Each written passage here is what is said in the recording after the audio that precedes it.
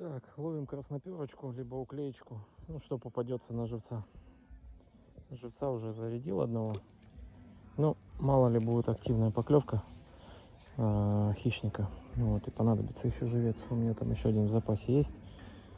Но попробуем поймать еще.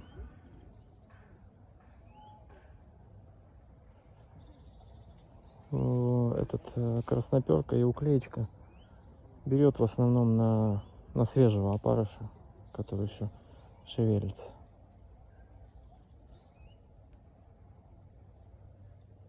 Ну что-то вот выхода щуки хищника вообще не видно сегодня.